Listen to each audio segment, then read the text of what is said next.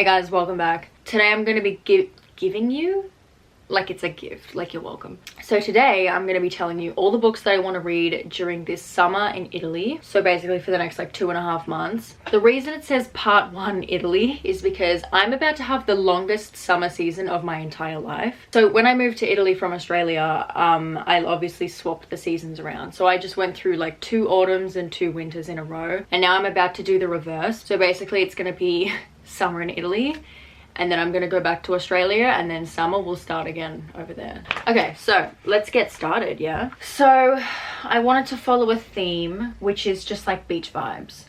Like vacation, holiday, like beach vibe. Okay, so number 1 is obviously gonna be beach read. This is a book about a beach. I actually have no idea what this is about. I have a feeling like this book did as well as it did because it was released before summer.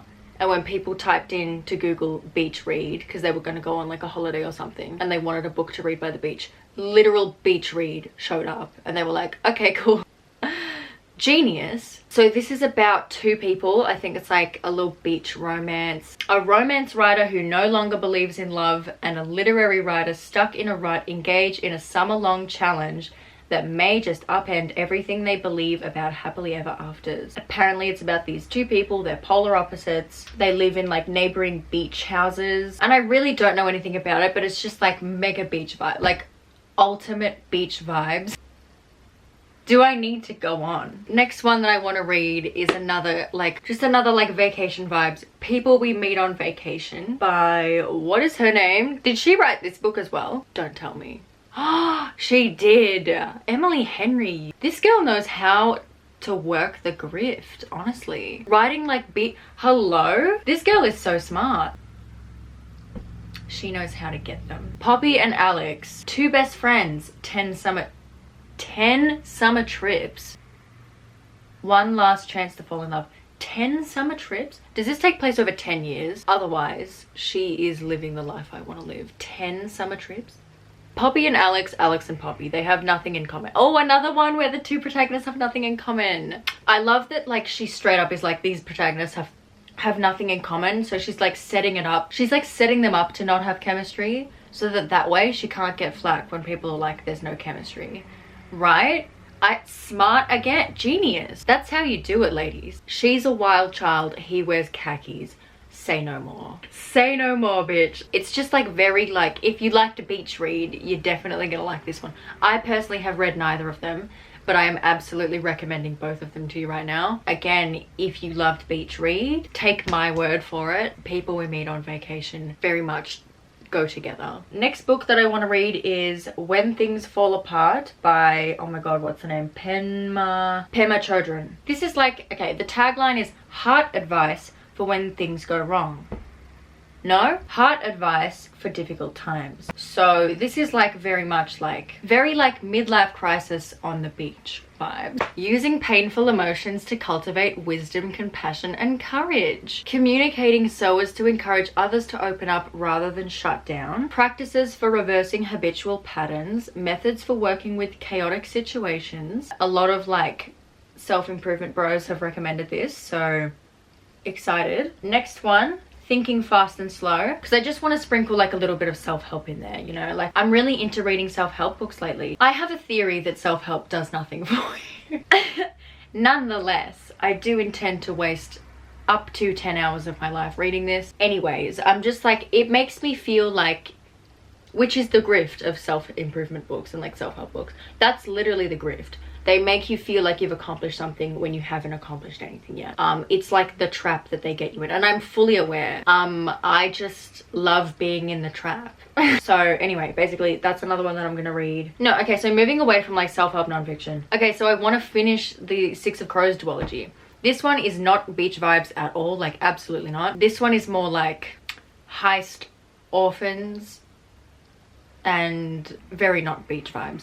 This is just the sequel to 6 of Crows. I read 6 of Crows last year. I do want to make a video talking about it, and I still haven't seen that series yet on Netflix, which I will watch soon. I want to finish the duology first, so that then I would have read the whole like Grisha World, all the books, because I've already read Shadow and Bone. I read it like way back. Oh my god, I made this review for it that was fucking terrible. I still have the video. You know what? I'm gonna make a review for the Six of Crows duology when I'm done with it, and I'll insert some of my original Grisha World, like Grisha trilogy review, like for a laugh. But anyway, so Crooked Kingdom. Next one I want to read. I don't know why in my head these two go hand in hand. I think it's because it's both about like accidental murder.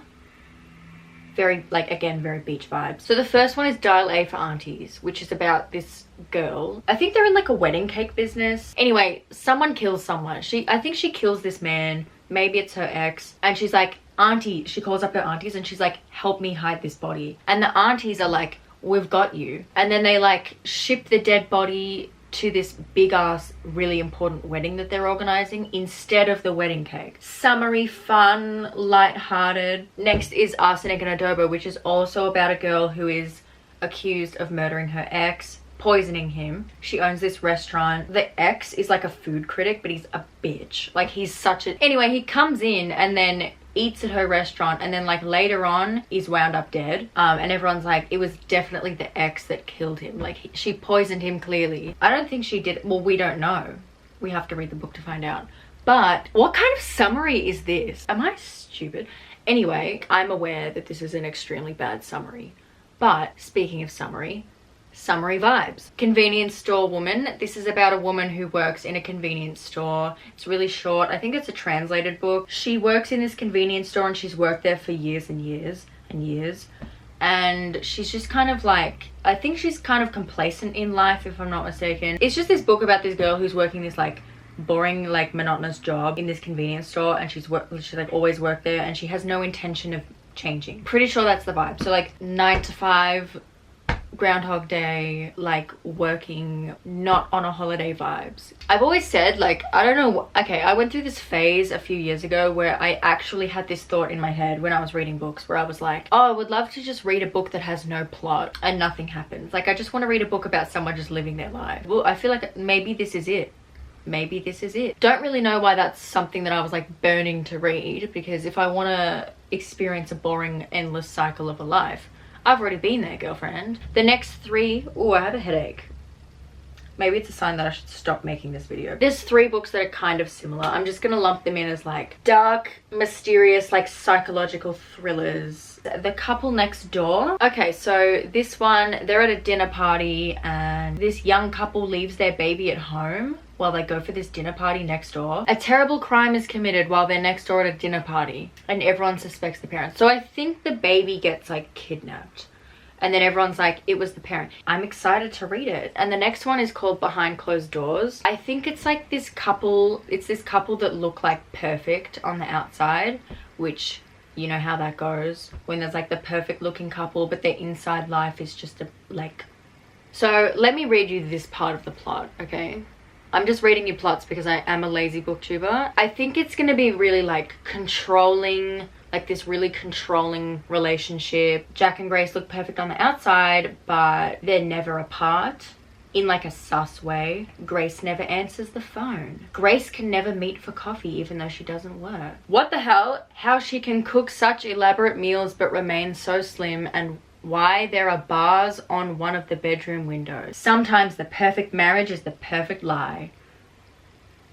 No, I just scrolled down and there was a 2-star rating. Fuck, no. Whatever. If it's gonna be trash, like, even if it's gonna be like thriller trash, I'm still down for it. Oh, if you want some thriller trash, read A Pleasure and a Calling. Like, seriously, I made a book review on this. It's about this real estate agent who keeps the keys to every house he sells, and he's like a bit of a voyeuristic freak.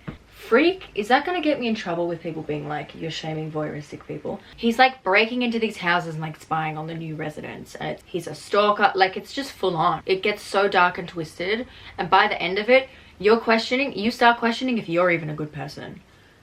The next one that I wanted to read was The Dinner. This one's really old. It came out in like 2009. These 2 couples meet at this restaurant. Both of these families have a 15-year-old son. The 2 boys, I think they did something really horrific together. In the synopsis it says like the 2 boys are united by their accountability to one horrific act, which got like a whole police investigation involved. I really don't know which direction the book heads in, but I think everyone who's ever recommended this book to me has said don't go into it knowing too much, otherwise you kind of ruin it for yourself. So I think it's like the 2 families meeting and being like, where did we fail as parents?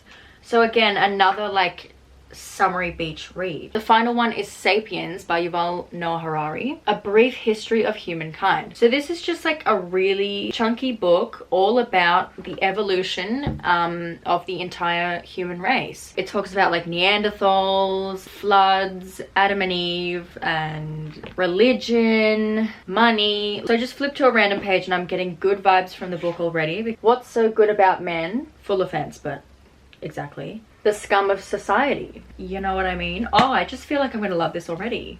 Quick, easy, fun, light beach vacation vibes.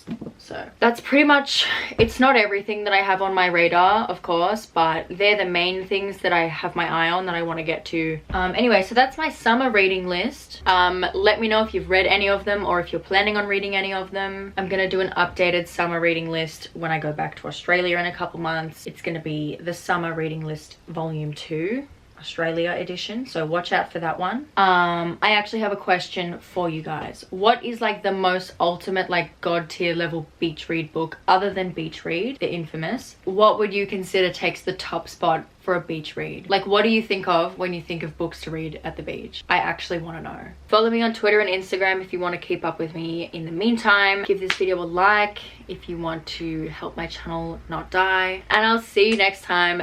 Thanks for watching.